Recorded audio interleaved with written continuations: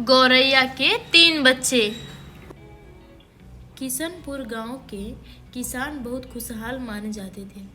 उनकी खुशहाली की वजह यह थी कि गांव की भूमि उपजाऊ थी तथा सिंचाई के अच्छे साधन थे। इन सब से भी बड़ी बात यह थी कि वे लोग परिश्रमी थे। उस साल किशनपुरा गांव के रामू की गेहूं की फसल खूब लहलहा रही थी। कई एकड़ में उसके खेत थे। रामू के घने खेतों के बीच सुरक्षित स्थान को खोजकर एक गौरैया ने घोंसला बनाया। अंडे दिए। वह अंडे सेने बैठी। जब वह अंडे से रही थी तो नए गौरैया दूर तक उड़ कर जाता, भोजन की तलाश करता, फिर ची ची करता खुदकता हुआ वापस अपनी मादा के पास आ जाता। नर के आ जाने के बाद मादा गौरैया दाना पानी की तलाश में उड़ जाती।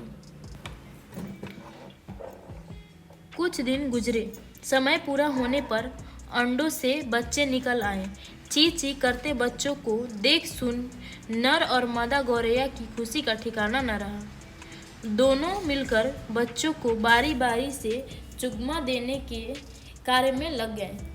गेहूं की फसल के पकने के दिन आ रहे थे।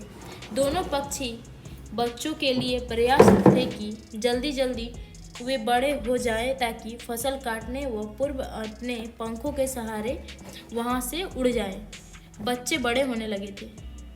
उनके पंख भी निकल आए थे, पर अभी वे अपने सहारे उड़ने लायक नहीं थे। नर और मादा गौरैया इस बात को जानते थे कि सप्ताह भर के बाद वह उड़ने लायक हो जाएंगे।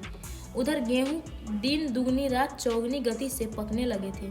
कुछ किसान अपने खेतों के गेहूं काटने के काम में लग गए थे। 4 दिन और गुजरे। गौरैया के बच्चे कुछ और बड़े हो गए। अब वे पंख फड़फड़ाकर अपने माँ बाप की तरह उन मुक्त वातावरण में उड़ने को आतुर होने लगे थे।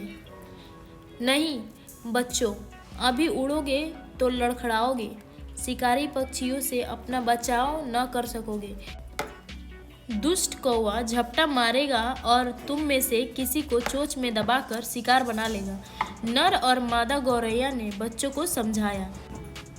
उन्हें घोंसले में ही रहने की ताकीद करके बच्चों के लिए दाना लेने उड़ गए। उसी दिन दोपहर के समय रामू किसान अपने 2 बेटों के साथ अपनी गेहूं की फसल देखने आया। हमारी भी फसल तो पक गई है, रामू ने गेहूं की बालिया को मसलकर देखते हुए अपने लड़के से कहा। खेतों को कटवाने का कल की इंतजाम करना होगा। ठीक है बापू, लड़के ने कहा। मजदूरों से हम आज ही कह देंगे। इस तरह खेतों की कटाई के बारे में कुछ देर परामर्श करके रामू किसान अपने बेटों के साथ वापस लौट गया। गौरैया के बच्चे किसान और उनके बेटे की बातें सुन बहुत घबराए। उनके माँ बाप आए तो ची ची ची ची करके शोर मचाया। माँ बाप ने बच्चों को दाना देकर शांत करते हुए पूछा, इतना घबराने शोर मचाने की क्या बात है? अब हमें उड़ने की अनुमति मिलनी चाहिए। एक बच्चा घबराया हुआ बोला। चुप रहो, 2 दिन और रुको, तब तुम तीनों उड़ने के लायक हो जाओगे, माँ बाप ने डांटा। सुनो तो माँ, दूसरा बच्चा अधीरता से बोला। इस खेत का किसान अपने बेटों के साथ अभी कुछ देर पहले आया था। उसने इस बात को परख लिया कि फसल काटने के लायक हो गई है। उन्होंने मजदूरों को कल ही फसल कटाई के काम पर लगाने का विचार किया है। मजदूरों से फसल कटाई? मादा गौरैया ने मुस्कुराकर पूछा। हाँ माँ, तीसरे बच्चे ने कहा। तब चिंता की कोई बात नहीं मेरे बच्चों। मादा गौरैया ने अपने बच्चों को धीरज बंधाते हुए बोला। उसके स्वर में भरपूर इत्मीनान थी। उसने आगे कहा, चूँकि इस समय फसल कटाई जोरों पर चल रही है, इसलिए मैं इस बात को अच्छी तरह जानती हूँ कि गांव में एक ही मजदूर ऐसा नहीं जो रामू किसान के इंतज़ार में खाली बैठा हो। सब के सब कटाई के काम पर पहले से लगे हुए हैं, इसलिए इस बात के लिए पूरी तरह निश्चिंत रहो कि कल इस खेत की फसल की कटाई होगी, जिसकी वजह से हमें बेघर होना पड़ेगा। माँ की संतोष भरी बातें सुनकर बच्चे खामोश हो गए। अगले दिन गौरैया नर जब बच्चों के लिए आहार की खोज में दूर उड़ान भरकर गए हुए थे तो रामू किसान अपने दोनों बेटों के साथ पुनः खेत पर आया। गौरैया के बच्चे सहम कर घोंसले में दुबक गए और कान लगाकर रामू किसान और उनके बेटों की बातें सुनने लगे। रामू किसान ने पहले दिन की तरह गेहूं की एक बोली तोड़ उसे मसल कर अपने लड़कों से कहा, अब तो फसल पूरी तरह पक गई है, मजदूर तो मिले नहीं, तुम दोनों आज शाम की करमपुरा और सोहनपुरा आज शाम ही करनपुरा और सोहनपुरा जाओ, रिश्तेदारों को बुलाकर लाओ ताकि फसल की कटाई का काम जल्दी जल्दी निपटाया जा सके। ठीक है बापू, हम आज शाम ही रिश्तेदारों के पास चले जाते हैं, किसान के बेटों ने कहा। इस तरह उस दिन भी किसान अपने बेटों के साथ घर वापस लौट गया। अपने माँ बाप के आने पर गौरैया के बच्चों ने रामू किसान के अपने बेटों सहित आने और उनके नए मशवरे के बारे में जानकारी दी। बच्चों की बात सुन मादा गौरैया निश्चिंतता के साथ हंसी। उसने पूर्ण विश्वास भरे स्वर में कहा, बेफिक्र रहो, कल भी हमारा ठिकाना नहीं उजड़ने जा रहा है मेरे बच्चों, तुम निश्चिंतता के साथ घोंसले में ही रहो। बच्चों को अपनी माँ की पहले दिन की बात याद आई थी, अतः वे उसके कहने से निश्चिंत हो गए। अगले दिन रामू किसान अपने बेटे के साथ फिर आया। गेहूं की बालियां छूकर उसने चिंताजनक स्वर में कहा, अब तो गेहूं की बालियां के दाने अलग होकर बिखरने लगे हैं, मजदूरों का अकाल तो पहले से पड़ा हुआ है। रिश्तेदारों ने भी तुम दोनों से कहा कि वे अपनी खुद की फसल काट रहे हैं, इसलिए उनके न आने की मजबूरी है। हमने तो अपनी पूरी कोशिश की बापू कि रिश्तेदारों को साथ ले आए, पर उन्होंने मजबूरी जता दी। किसान के बेटे ने पिता की झुंझलाहट को देख अपनी ओर से सफाई दी।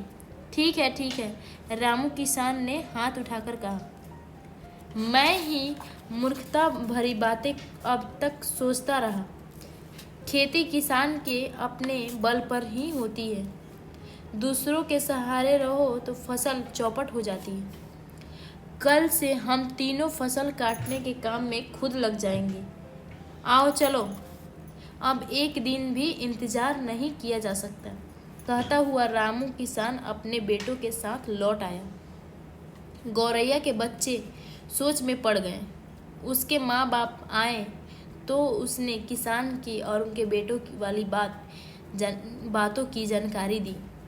माता गौरैया इस बार जरा गंभीर हुई। उसने बच्चों से कहा, आओ मेरे साथ, तीनों उड़कर दिखाओ। बच्चे तो कब से इस बात की प्रतीक्षा में थे। तीनों ने पंख तौले घोंसले से बाहर निकलकर माँ बाप के साथ उड़ गए। कुछ देर आसपास उड़कर एक जगह बैठ गए। गौरैया और उसका नर संतुष्ट थे, बच्चों ने उड़ना सीख लिया है। गौरैया बच्चों को उड़ाकर एक बार घोंसले में फिर आई। उसने बच्चों से कहा, आज का दिन इस घोंसले में हमारा आखिरी दिन है। कल सुबह हम नए ठिकाने के लिए उड़ चलेंगे। बचे हुए कुछ घंटों में तुम्हारे उड़ने की शक्ति और भी मजबूत हो जाएगी। अब से शाम तक तुम तीनों अपने भरोसे थोड़ी थोड़ी दूर उड़ने का अभ्यास करना। क्यों माँ, क्या वाकई कल हमें घोंसला छोड़ देना होगा? एक बच्चे ने कौतूहल के साथ पूछा। हाँ, मादा गौरैया ने पूरी गंभीरता के साथ कहा, क्योंकि कल किसान अपने बेटों के साथ फसल काटने आ जाएगा और उनकी कटाई दोपहर तक इस स्थान तक आ पहुंचेगी जहां हमारा घोंसला है। इसलिए कल सुबह ही यह घोंसला हमें हर हाल में छोड़ना ही होगा।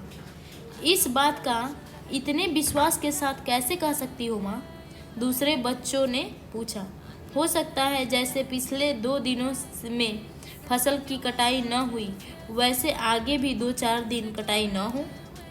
पिछले 2 दिनों की बात और है मेरे बच्चों, गौरैया ने समझाते हुए कहा। पिछले 2 दिनों में किसान मजदूरों और रिश्तेदारों के भरोसे था।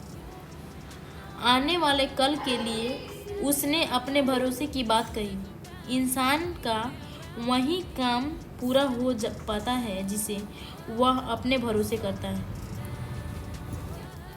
माँ बाप की बात सुन बच्चों की जिज्ञासा शांत हो गई। वे उस समय से लेकर दिन ढलने तक कुछ कुछ दूर उड़ने का अभ्यास करते रहे। शाम ढली तो मादा गौरैया ने अपने नर और बच्चों के साथ घोंसले में बसेरा किया। सुबह का उजाला फूटते ही वह घोंसले से बाहर आई।